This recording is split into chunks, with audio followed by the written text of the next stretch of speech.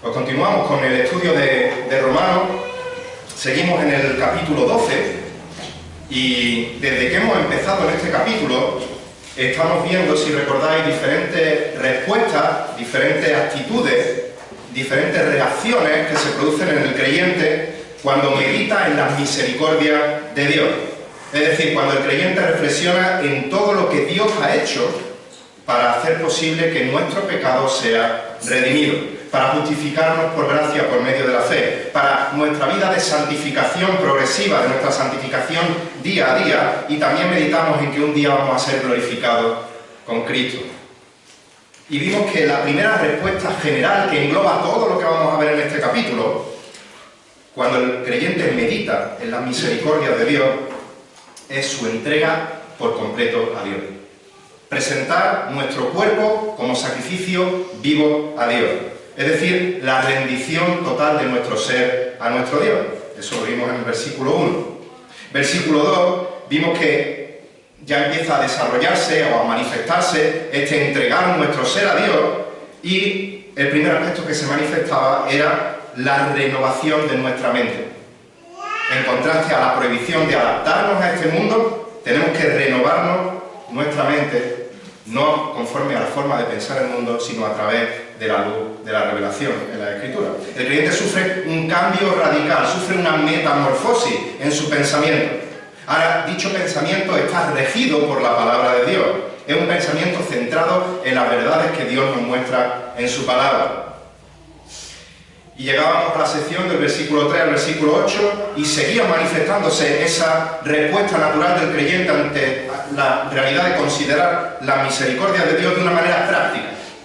De una manera práctica que era sirviendo a Dios y sirviendo a nuestros hermanos de la fe por medio del ejercicio de nuestros dones de una manera correcta. Versículos 3 al 8. Y ahora llegamos a una sección que va desde el versículo 9 hasta el final del capítulo.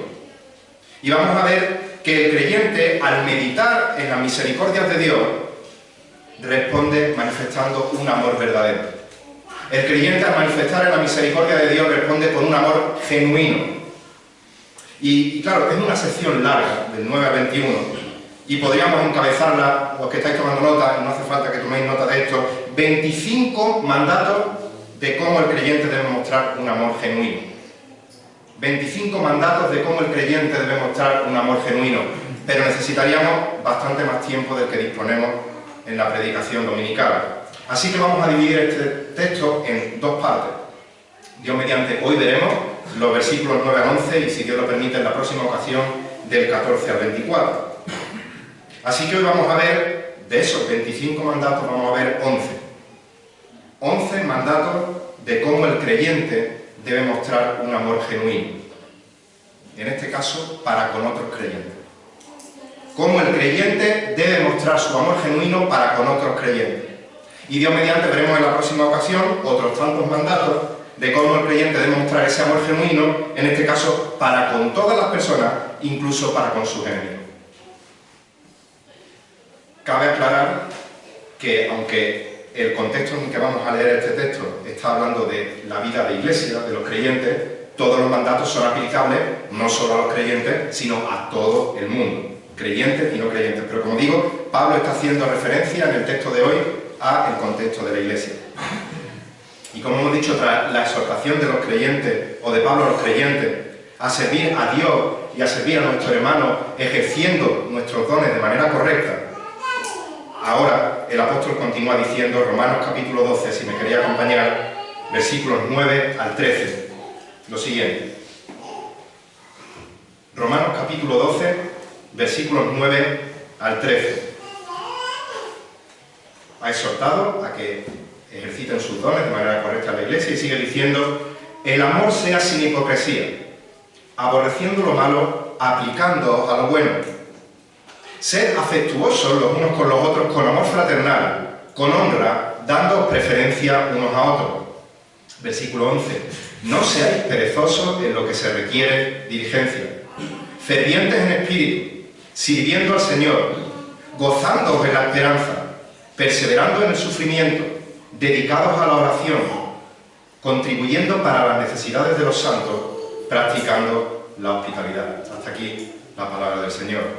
Y en este texto cortito vemos 11 mandatos, 11 exhortaciones de cómo el creyente debe mostrar un amor genuino para con sus hermanos en la fe, para con otros creyentes. Así que vamos a ver estos 11 mandatos. Algunos serán más extensos, otros serán más cortos. Tranquilos que acabamos a la hora. Versículo 9. Dice, el amor sea sin hipocresía. Reina Valera traduce, el amor sea sin fingimiento. Y la palabra que encontramos aquí, amor, en el original es la palabra ágape. Como sabéis, el amor ágape no es un amor que procede de las emociones, no es un amor que procede de los sentimientos, sino que es un amor volitivo. Es un amor que surge de la voluntad. Es un amor que no se centra en uno mismo, sino que se centra en la persona amada. Un amor que busca de manera desinteresada satisfacer las necesidades de la otra persona. Por supuesto, este amor encuentra su perfección, su máxima expresión en Dios, el cual de manera soberana, por pura voluntad, sin que hubiera nada externo a Él que le obligara a moverse a hacer algo, Él decidió amarnos a pesar de nosotros. A pesar de que no hubiera nada amable en nosotros, Él mostró su amor ágape con nosotros. Sobre pecadores que merecíamos, en lugar de ese amor ágape, que Él derramase su ira santa sobre nosotros y nos destruyese y nos condenase. Pero Dios lo hizo por gracia, Dios lo hizo por misericordia, Dios nos amó con amor ágape. Este es un amor auténtico, o mejor dicho, este es el auténtico amor. Por lo tanto, Pablo nos manda al creyente que nuestro amor sea sin hipocresía, que nuestro amor sea sin fingimiento, que sea un auténtico amor ágape. No finjo que amo al hermano y por dentro estoy refunfuñando o estoy deseando otra cosa a la que estoy expresando por fuera. No me pongo una máscara, que es lo que hacían los hipócritas, los que trabajaban en el teatro, que en la palabra, que se ponían máscaras para representar papeles. Y cuando se da la vuelta me la quito. No busco el Oscar al mejor amor ágape en mi actuación. No soy un egoísta que amo sinceramente, pero para conseguir un beneficio, o para sentirme mejor conmigo mismo, o para recibir la aprobación de los que me ven, como decía Juan Antonio, para recibir el aplauso de los demás, como aquel que ayunaba y lo hacía notorio ante la gente, o aquel que oraba en voz alta para que le aplaudieran, o que ofrendaba y decía cuánto ofrendo para que le aplaudan. No, sin hipocresía, sin fingimiento. Cuando el amor es sin hipocresía, muevo mi voluntad a buscar sinceramente amar al hermano o a la hermana, independientemente de cómo es el hermano o la hermana, sin importar si merece o no merece mi amor. Y alguno podría decir, bueno, si no siento amarle y estoy amándole, eso sería hipocresía.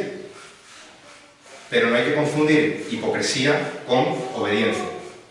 Una cosa es hipocresía, otra cosa es obediencia. Cuando a mí de manera natural, espontánea, no me sale el amar al hermano o al amar a la hermana, ya sea por cómo es el carácter de esa persona, ya sea porque me encuentro en una circunstancia específica,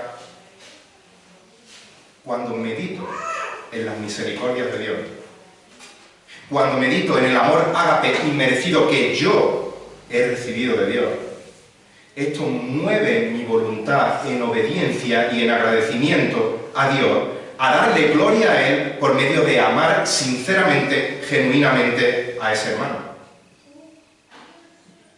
El apóstol Pablo se vio a lo largo de su vida inmenso en numerosas dificultades y eso no le sirvió como excusa para decir, mira, es que tengo que pensar un poquito en mí y no tengo tiempo para amar al hermano. Segunda de Corintios, capítulo 6, los versículos 3 al 6 dice lo siguiente. Segunda de Corintios 6, versículos 3 al 6, dice el apóstol Pablo, no dando nosotros en nada motivo de tropiezo para que el ministerio no sea desacreditado, sino que en todo nos recomendamos a nosotros mismos como ministros de Dios en mucha perseverancia, en aflicciones, en privaciones, en angustia, en azote, en cárcel, en tumulto, en desvelo, en ayuno, así que no tengo tiempo para amar a los demás. No dice eso, sino que sigue diciendo en pureza, en conocimiento, en paciencia, en bondad, en el Espíritu Santo, en amor sincero, en amor genuino, en un amor que no es hipócrita a pesar de mis circunstancias, sino que muevo mi voluntad a amar a la persona. Pedro, por su parte, exhorta también a que ese amor de los creyentes sea sin hipocresía, los unos con los otros, al decir en 1 de Pedro 1:22, puesto que en obediencia a la verdad, cuando meditamos en la misericordia de Dios, cuando meditamos en Dios, obedecemos a la verdad de Dios. Y dice, puesto que en obediencia a la verdad habéis purificado vuestras almas para un amor sincero de hermanos. Amaos unos a otros entrañablemente, de corazón puro, sin fingimiento, un corazón que no es hipócrita. Estamos en un mundo que vive absolutamente de manera opuesta a lo que acabamos de decir ahora mismo. Como hemos dicho otras ocasiones, y creo que fue a Domi al que se lo escuché decir, vivimos en la cultura del solomillo. Solo mí, solo yo. El resto no importa. El resto de personas son secundarias. Y si las amo es porque voy a buscar un beneficio para mí y para mi yo. Y en oposición a la corriente de este mundo, los creyentes tenemos que vivir escogiendo voluntariamente amar al otro genuinamente. Mover esa disposición del corazón no implica hipocresía, implica obediencia. Escojo amar a mi hermano o a mi hermana porque obedezco a Dios y le amo sin fingimiento, sin murmuración, sin hipocresía, sin intereses ocultos, con amor sincero. Segundo mandato, versículo 9 sigue diciendo, aborreciendo lo malo, aplicándoos a lo bueno. Hemos dicho segundo mandato. Reina Valera lo traduce como un mandato. Aborrecer lo malo, seguir lo bueno. Pero en el original no es un mandato, sino que es una consecuencia lógica del primer mandato. Amamos sin fingimiento, aborreciendo lo malo, aplicándonos, siguiendo lo bueno. La palabra aborrecer en el original es muy fuerte. Significa detestar. Expresa sentir aversión, repugnancia, repulsión, un fuerte rechazo, en este caso, ante todo lo malo. Y la pregunta es, ¿qué es lo malo? Porque como bien profetizaba Isaías, nuestra sociedad a lo bueno le llama malo y a lo malo le llama bueno. Nuestra sociedad relativista intenta imponernos que no podemos utilizar absolutos, que lo que es bueno para mí, tú no eres quien para decirme que es malo, porque entonces me estás faltando el respeto, estás cometiendo un delito de odio contra mí. Pero la Biblia define con contundencia qué es lo bueno y qué es lo malo. Las Escrituras muestran la diferencia entre el bien y el mal, que lo bueno y lo malo no son conceptos relativos, sino que son absolutos. Dios ha dejado por escrito lo que es el bien y lo que es el mal, de una forma objetiva, no subjetiva.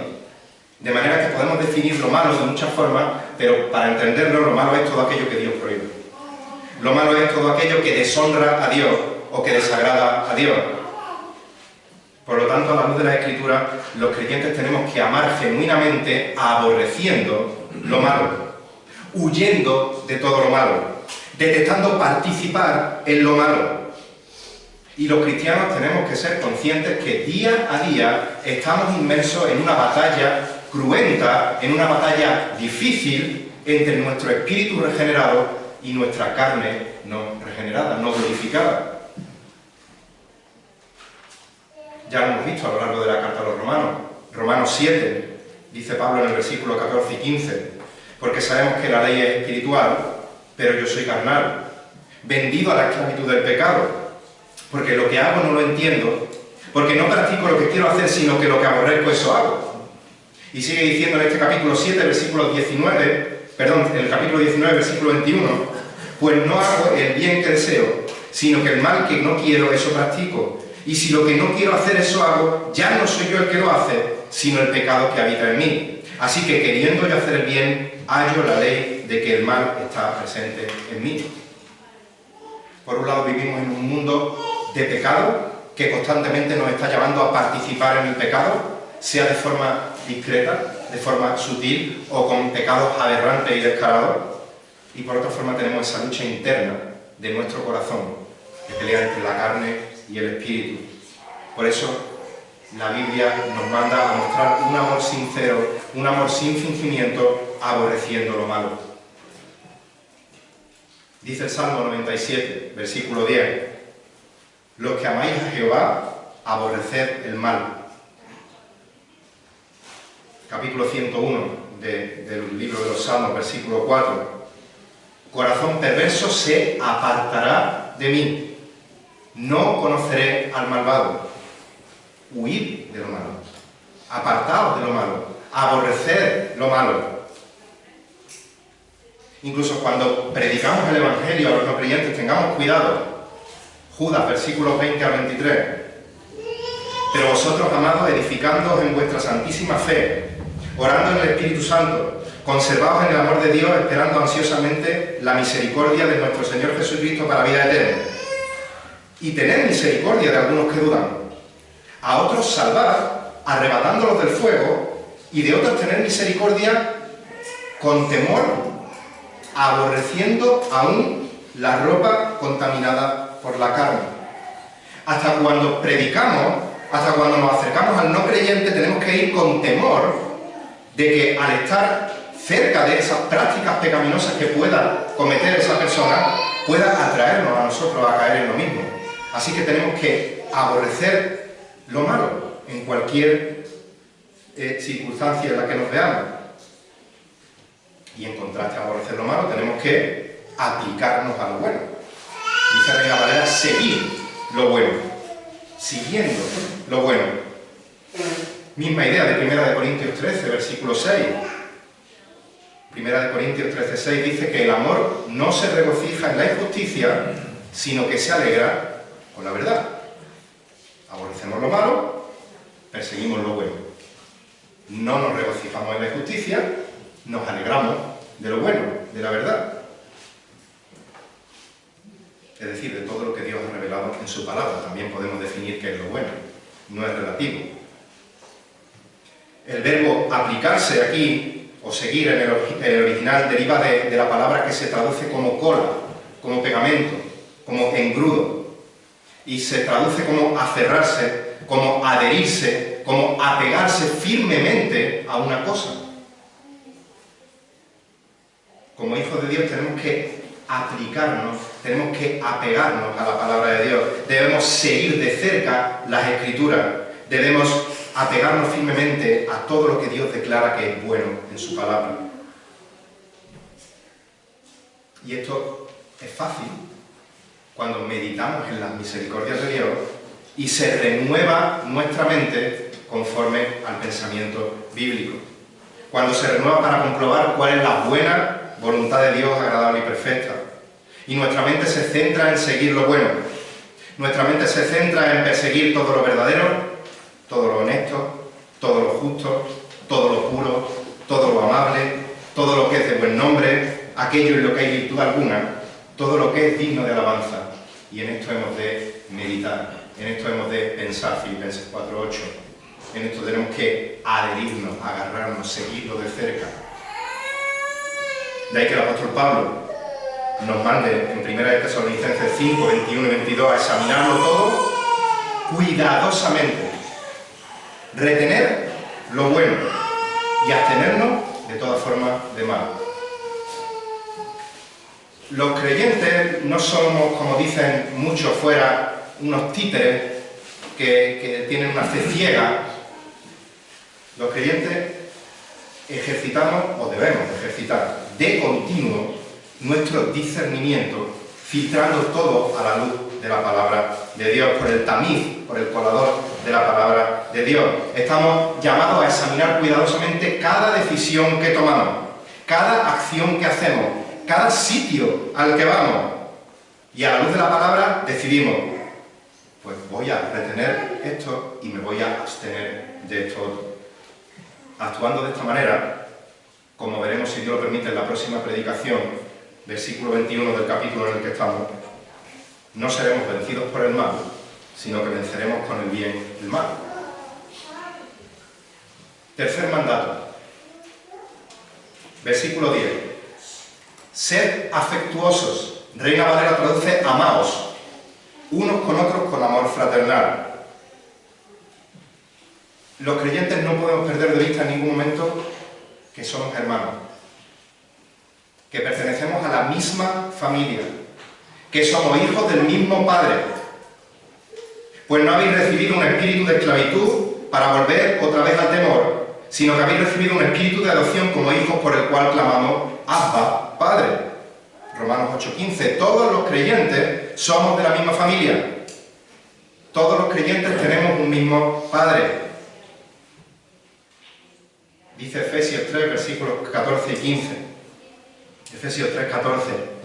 Por esta causa, pues, doblo mis rodillas ante el Padre de nuestro Señor Jesucristo, de quien recibe el nombre toda la familia en el cielo y en la tierra. Gálatas 4, versículo 5. A fin de que redimiera a los que estaban bajo la ley, para que recibiéramos la adopción como hijos. Las palabras de Jesús en Mateo, capítulo 12, versículos 46 al 50. Mateo 12, 46 al 50, dice que mientras Jesús estaba hablando a la multitud, he aquí su madre y sus hermanos estaban fuera deseando hablar con él. Y alguien le dijo, he aquí tu madre y tu hermano están fuera, deseando hablar contigo. Pero respondiendo él, al que se lo decía, dijo, ¿quién es mi madre? ¿Y quiénes son mis hermanos? Y extendiendo su mano hacia sus discípulos, dijo, he aquí mi madre y mis hermanos.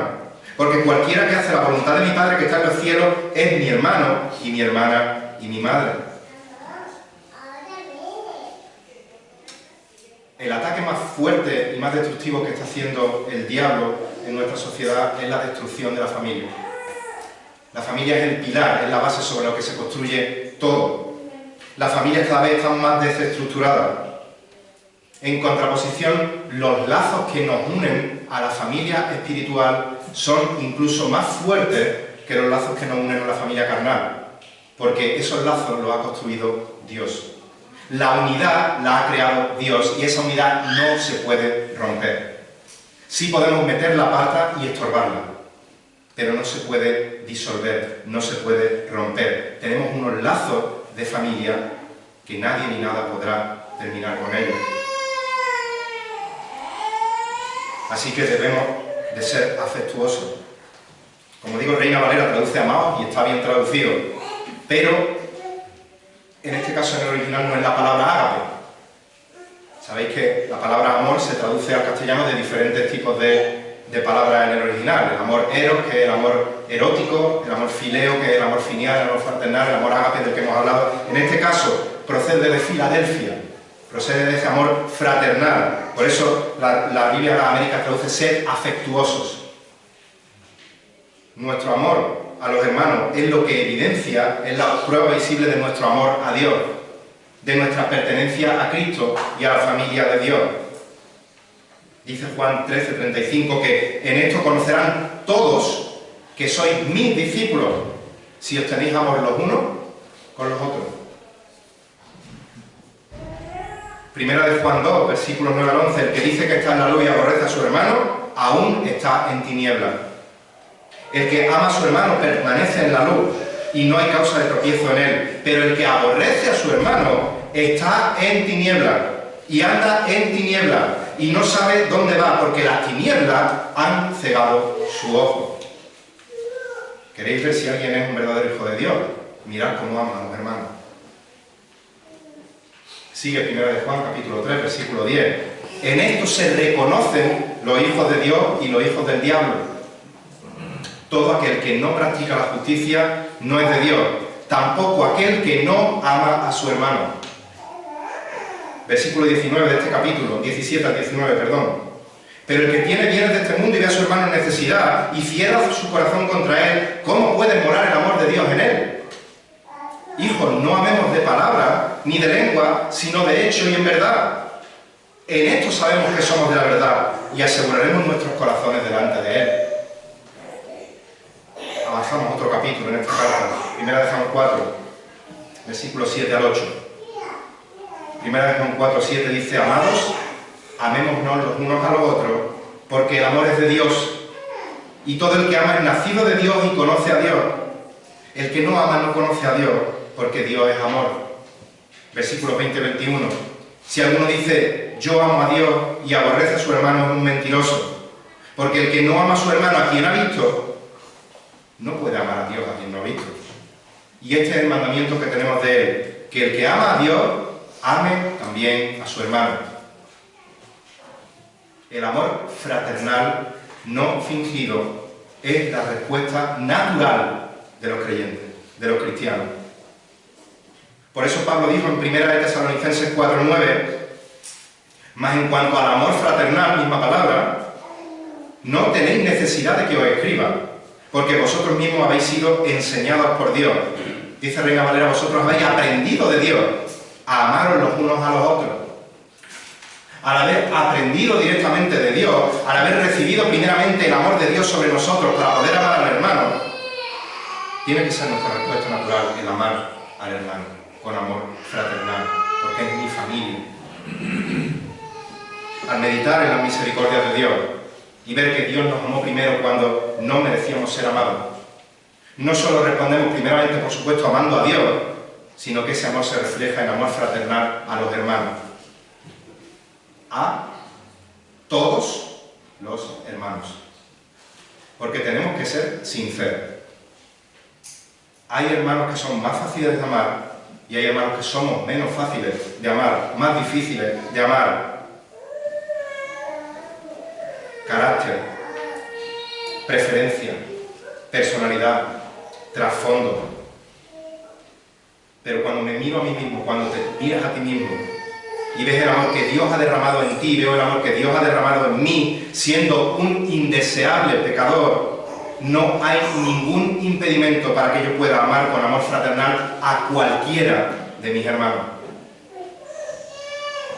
Cuarto mandato. Son más cortos. Versículo 10 sigue diciendo: con honra, daos preferencia unos a otros. En cuanto a honra, dice Reina Valera, prefiriéndoos los unos a los otros. Es una exhortación similar a la que ya nos ha dado en el versículo 3.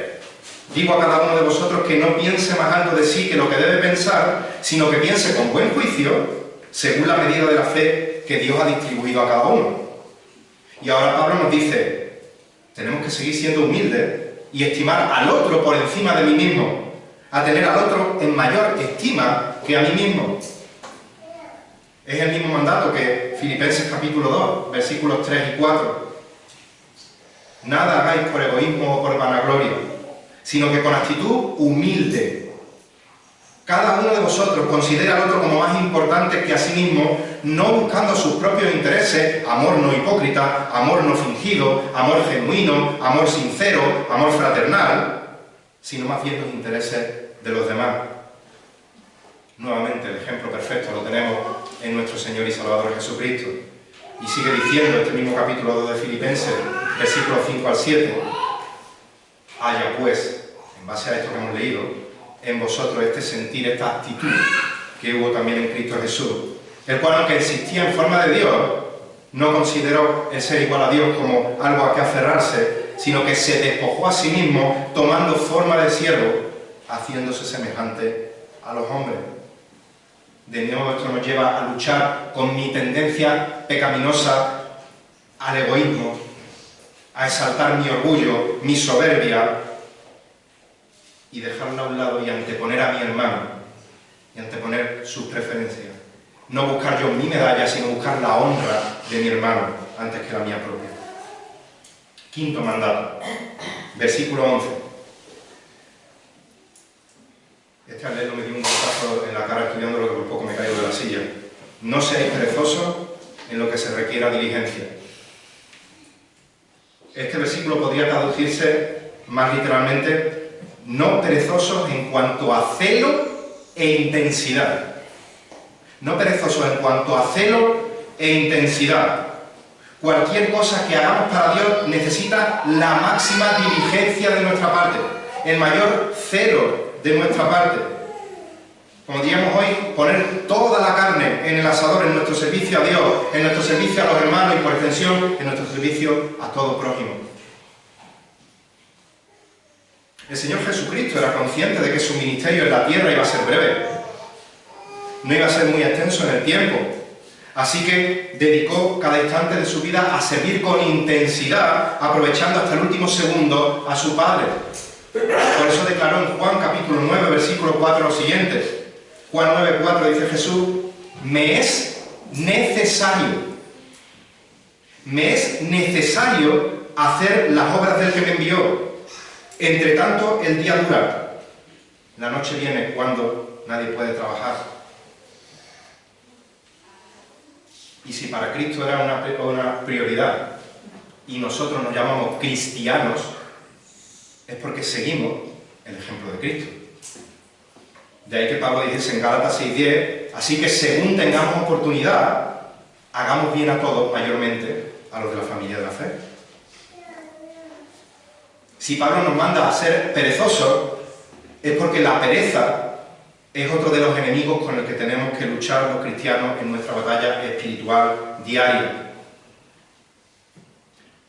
El libro de Proverbios nos muestra al perezoso de muchas maneras, incluso irónicas, cómicas, burlándose del ridículo que es la pereza. Usa ilustraciones del perezoso que dice que es tan flojo que para no ir a trabajar dice: no salgo de casa, no vaya a ser que haya un león en la calle y me coma. Lo ilustra como una persona que tiene una bisagra en su cuerpo, en una parte, y la otra parte en la cama, y lo único que puede hacer es girar de un lado para otro en el colchón, pero no puede levantarse de la cama. El perezoso es una persona tan floja que dice que no come porque al levantar la mano para llevar la comida a su boca se cansa. Todo esto lo podéis encontrar en Proverbios 26, del 13 al 15. Hay muchos más proverbios que hablan de la pereza. Y son situaciones cómicas, pero no relativizan el pecado de la pereza, sino que lo ilustran para advertirnos. Tenemos que no ser perezosos en lo que requiere diligencia. Y para ello Pablo nos exhorta en Efesios 5, 15, 16 a mirar con diligencia cómo andamos.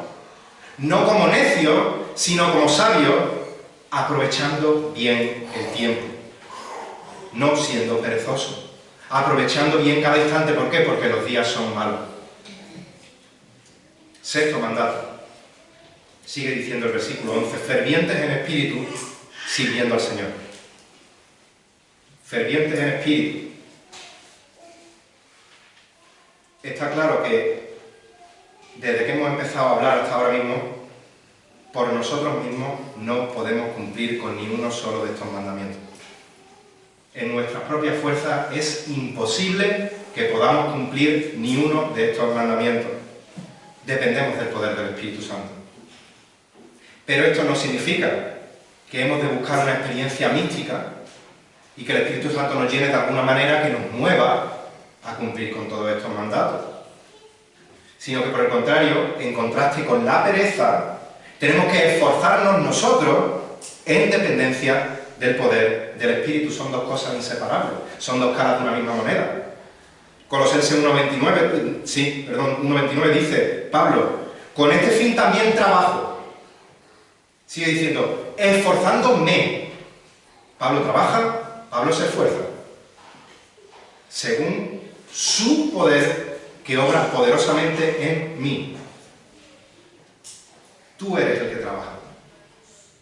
Tú eres el que te esfuerza en el poder del Espíritu. Y el Espíritu obrará poderosamente en ti para que seas ferviente en el Espíritu, sirviendo al Señor. Esta palabra ferviente significa hirviendo. Y tiene sentido de una actitud de energía que te mueve, ebulles, no de una manera a lo loco, sino con diligencia en el servicio que Dios te demanda. Fijaos el caso de Apolos en Hechos capítulo 18. Leemos en el versículo 25 que Apolos había sido instruido en el camino del Señor y siendo ferviente en el Espíritu, hablaba y enseñaba con exactitud cosas referentes a Jesús. Pero fijaros, dice, aunque solo conocía el bautismo de Juan. Apolo ni siquiera había conocido plenamente el Evangelio, como lo conocemos nosotros hoy. Había sido instruido en el camino del Señor, pero solo conocía el bautismo de Juan. Y aún así, dice que era ferviente en el Espíritu y servía correctamente. Seguía enseñando exactamente lo que sabía del Señor. Gálatas 6:9, no nos cansemos de hacer el bien, pues a su tiempo, si no nos cansamos, segaremos. Tenemos que orar para que el Espíritu Santo produzca ese fervor en nosotros.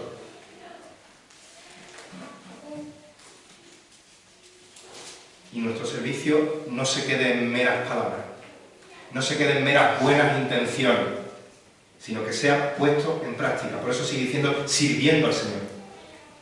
La palabra sirviendo procede de doulos, que significa esclavo. Literalmente está diciendo Pablo, ferviente en el Espíritu, sirviendo como esclavos al Señor. Esto significa que toda nuestra vida no nos pertenece, que es una vida que tiene que ser una vida de obediencia, sirviendo a nuestro amo. Esto implica que ya sea que comamos, o que bebamos, o que hagamos cualquier otra cosa, lo hacemos todo para la gloria de Dios, como dice 1 Corintios 10:31. Este debe ser el motor que nos hace hervir en nuestro servicio al Señor, hacerlo todo para su gloria, con diligencia, siendo consecuentes con la palabra de Dios. Y aunque esta sea la única motivación que nos tiene que mover a ser fervientes en el Espíritu y servir al Señor, encima tenemos el gozo en la Escritura que nuestro servicio sincero va a ser recompensado. Eso no debe ser el motor que nos mueva a servir, pero nos da gozo al servir sabiendo que Dios no es injusto, Hebreos 6, 10 al 12, para olvidar nuestra obra y el trabajo de amor que hemos mostrado hacia su nombre, habiendo servido a los santos y sirviéndoles aún. Pero deseamos que cada uno de vosotros muestre la misma solicitud hasta el fin, para plena certeza de la esperanza, a fin de que no os hagáis perezosos, sino imitadores de aquellos que por la fe y la paciencia heredan las promesas. Séptimo mandato. Versículo 12. Gozándoos en la esperanza. Gozándoos en la esperanza. Gozando en la esperanza independientemente de las circunstancias en las que nos encontremos. Gozándonos en la esperanza independientemente de las dificultades que enfrentemos en este mundo. ¿Y por qué podemos gozarnos en la esperanza? Porque los creyentes tenemos la esperanza de que un día estaremos con Cristo.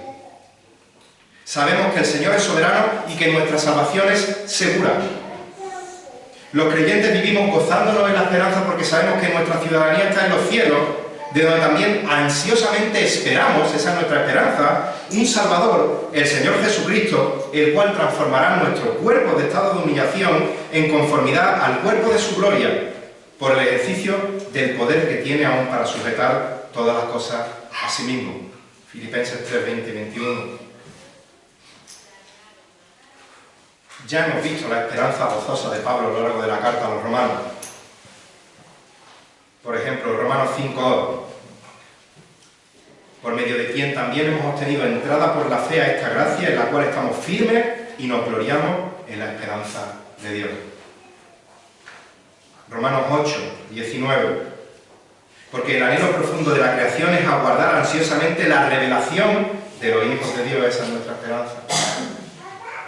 8, 24 y 25. Porque en esperanza fuimos salvos. Pero la esperanza que se ve no es esperanza, porque lo que alguno vea hay que esperarlo. Pero si esperamos lo que no vemos, con paciencia lo aguardamos. Romanos 15, 4. Porque las cosas que se escribieron antes, para nuestra enseñanza se escribieron, a fin de que por la paciencia y la consolación de las Escrituras tengamos esperanza.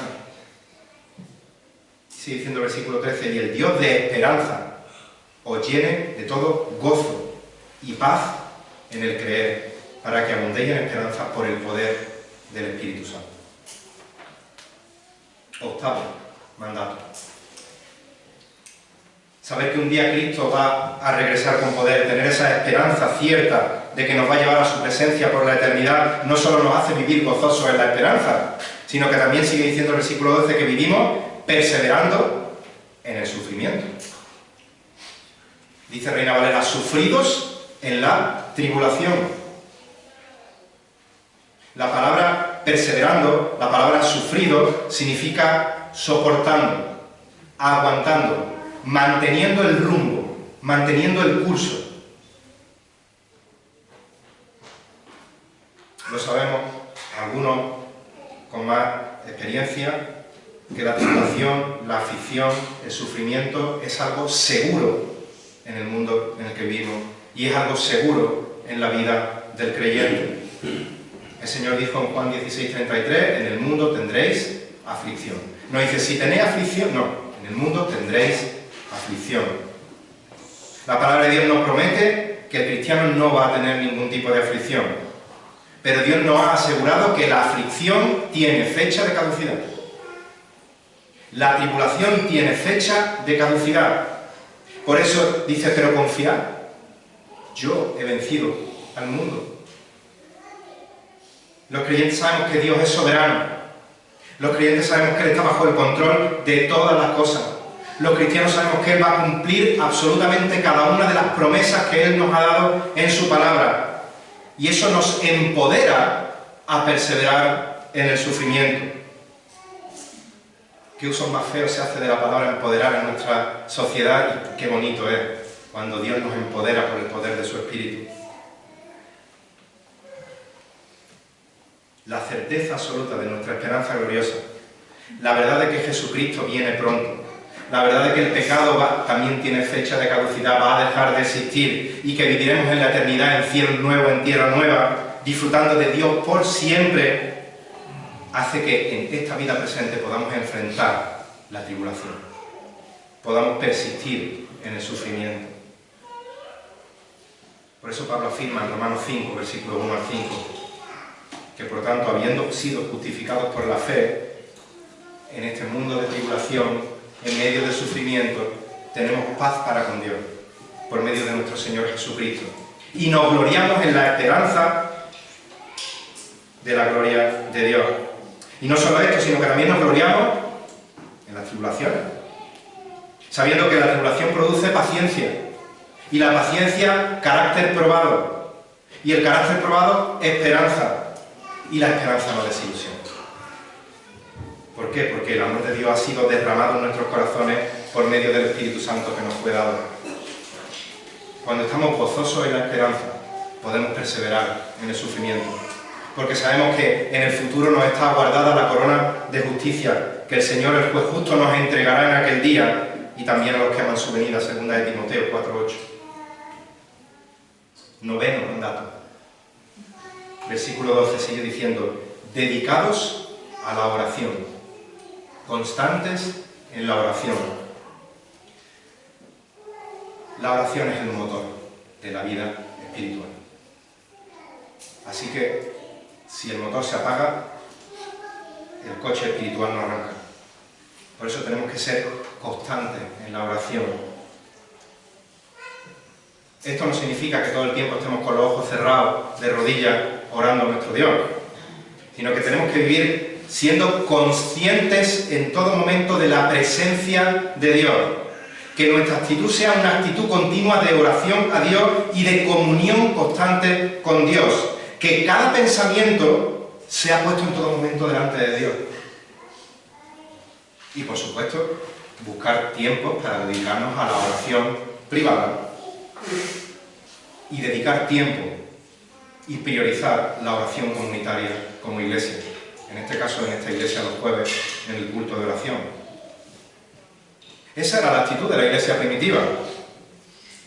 Hechos 1:14, todos estaban unánimes, entregados de continuo a la oración.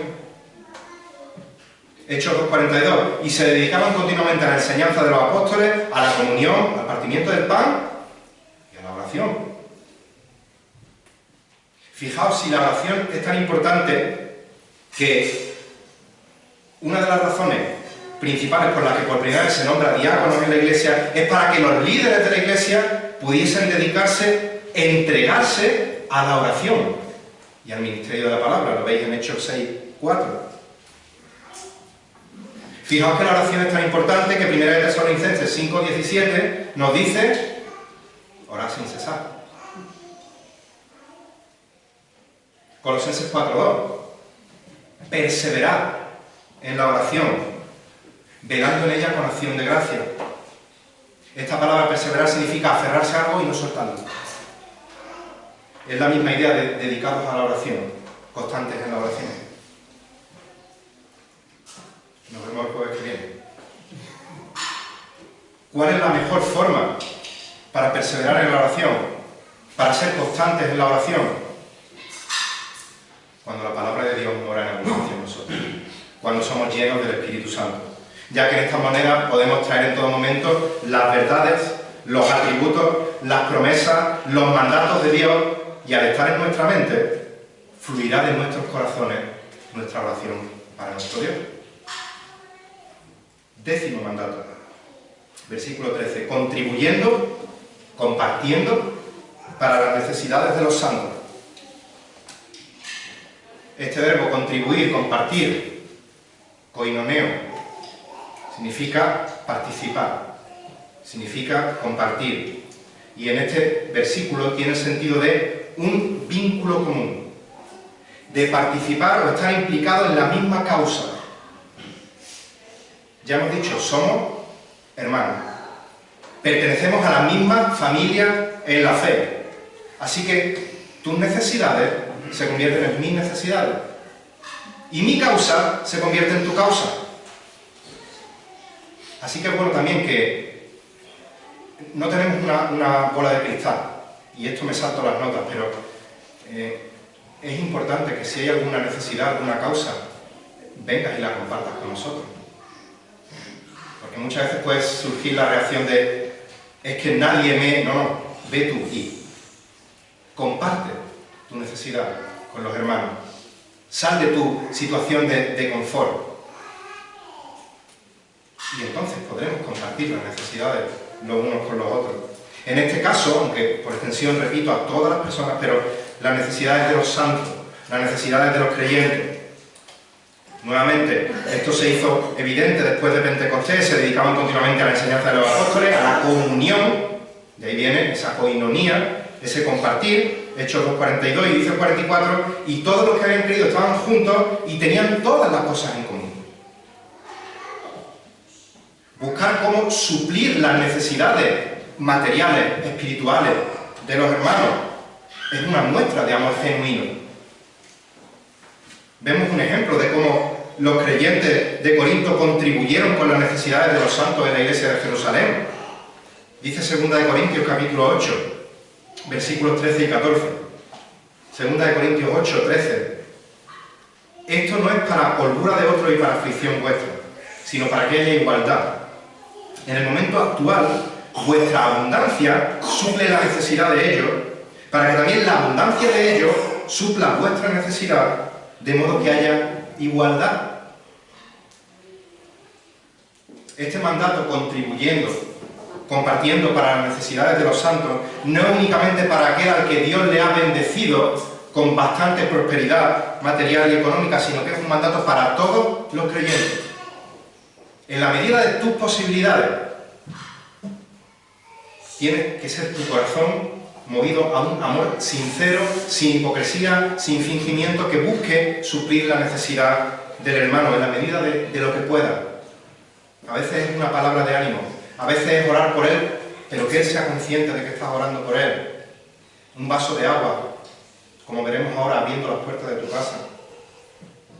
Y es lícito que si Dios te bendice materialmente y te da salud para poder disfrutar de lo que Dios te da, disfrutes tú y tu familia de las bendiciones que Dios te da. Pero tienes que ser sabio en administrar las bendiciones que Dios te da, y que parte de esas bendiciones sean para tu disfrute, para tu familia, y otras las derives a ayudar al que está en necesidad. No hay nada malo en que disfrutes de lo que Dios te da a ti. Pero fijaos lo que dice Pablo en Efesios 4:28. Dice: el que roba no robe más, sino que más bien trabaje, haciendo con sus manos lo que es bueno, a fin de que tenga que compartir con el que tiene necesidad. Pablo no solo está exhortando a que el que está pecando deje de pecar, no solo está exhortando a que no caiga en la pereza, que trabaje, sino que parte del beneficio de su trabajo sea para compartir con el que tiene necesidad. Y puede que tengas un trabajo, que vivas en una circunstancia en la que posees mucho más de lo que necesitas. Y no porque te haya tocado la lotería, si te ha tocado, pues... No porque hayas heredado una gran herencia, que puedes tener también prosperidad en ello, sino porque has logrado prosperar trabajando de forma honrada, con esfuerzo, con diligencia, ejerciendo sabiduría bíblica. Pero si estás en esa situación, es porque Dios te ha permitido estar en esa situación. Ha sido por la gracia de Dios, por tu esfuerzo. Acordaos, nos esforzamos y en el poder del Espíritu. Pero es por la gracia de Dios que has llegado a esa posición. Y también tienes que ser honrado, tienes que ser diligente, tienes que ser sabio en la administración de esos bienes para la gloria de Dios. Y esto se demuestra en parte contribuyendo a las necesidades de los santos. Pablo exhorta a Timoteo, 1 de Timoteo 6, versículos 16 y 17. A los ricos de este mundo, enséñales que no sean altaneros, ni pongan su esperanza en la incertidumbre de la riqueza, sino en Dios, el cual nos da abundantemente todas las cosas, fijaos lo que dice, para que las disfrutemos. No hay nada malo que disfrutes de lo que Dios te da. Sigue diciendo, enséñales que hagan bien, que sean ricos en buenas obras, generosos y prontos para compartir. Dios en su soberanía decide bendecir a unos con riqueza. Y ellos tienen que aprender que uno de los motivos de esa abundante bendición es que seas rico en buenas obras, generoso y pronto a compartir con el que tiene necesidad. Y llegamos al último mandato de hoy. Termina el versículo 13. Dice, practicando la hospitalidad. Esta palabra, en el original, significa literalmente amor a los extraños. Hospitalidad significa amor al extraño. Y para entender bien este concepto, que sé que la mayoría lo sabéis, pero hay que entender el contexto en el que está escrito este texto. Cuando Pablo escribe, las posadas no eran como los hoteles de hoy. Cuando Pablo escribe, las posadas eran lugares peligrosos, en los que te podían robar, en los que te podían asesinar, y en los que la inmoralidad estaba en cada esquina de la posada. Prostitución, borrachera, juego.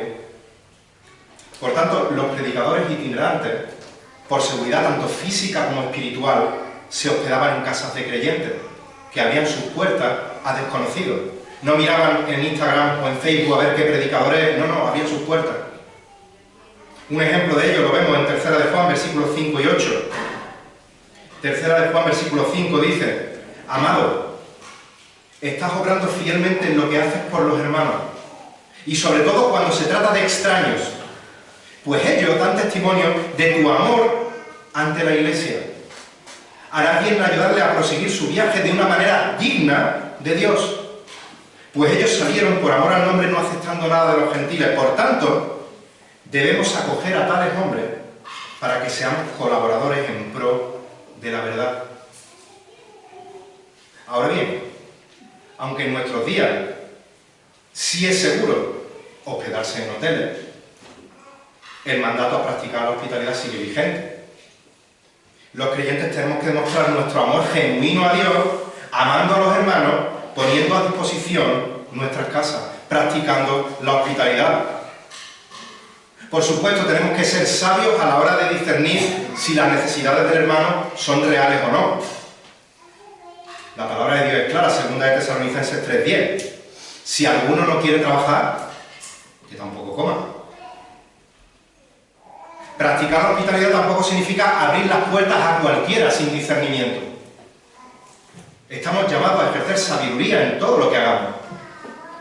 Pero el corazón tiene que ser hospitalario, sirviendo a todos los creyentes, tanto conocidos como extraños.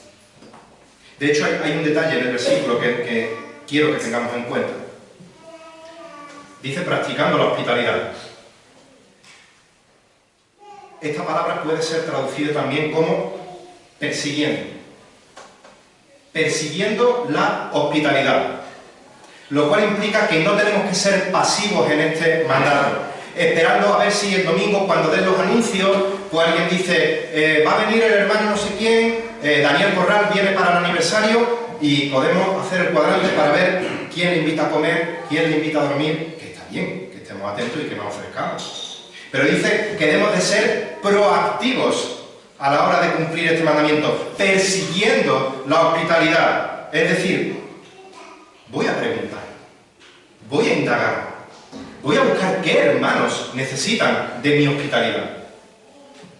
Y todo ello para la gloria de Dios, para beneficio del hermano, sin hipocresía, sin buscar algún tipo de interés, de beneficio propio, sino siguiendo el ejemplo de la parábola que Jesús dijo en Lucas 14, 12 al 14.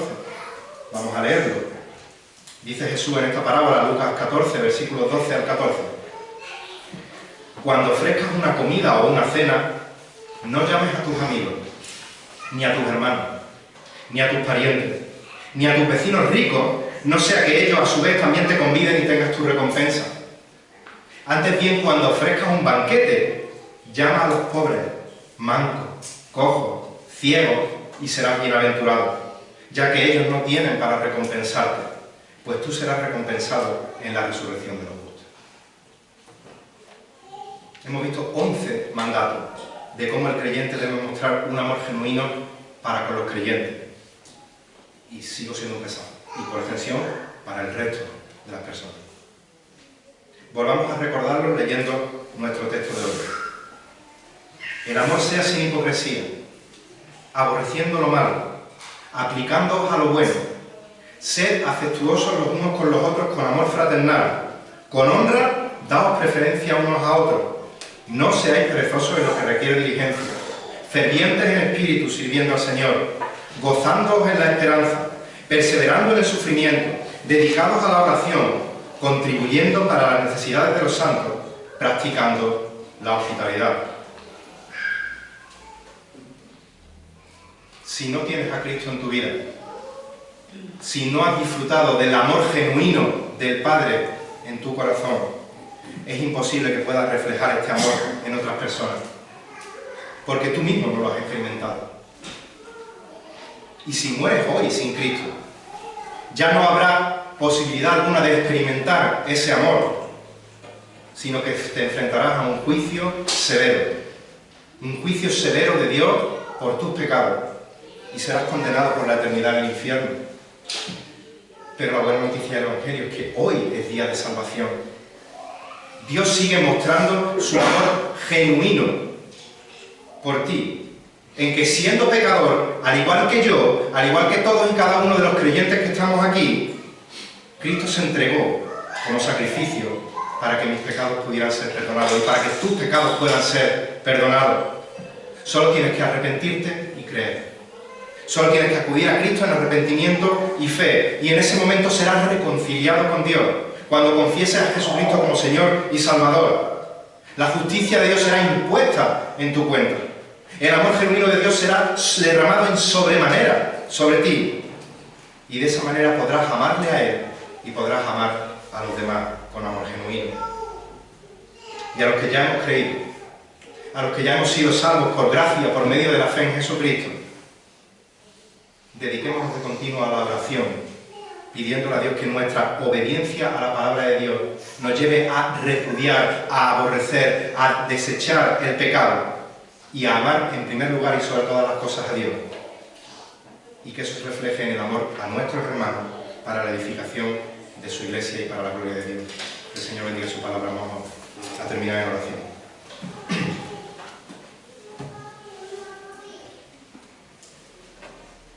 Señor, qué gozo trae a nuestras vidas cuando consideramos y meditamos en las misericordias que tú has tenido sobre nosotros, Señor. Gracias por el amor sincero, genuino, inalcanzable a nuestro conocimiento de comprender y de abarcar, que tú derramaste sobre nosotros, Señor, siendo pecadores y enviando a tu Hijo Jesucristo para morir por nosotros, Señor, y limpiarnos de toda maldad con su preciosa sangre, Señor.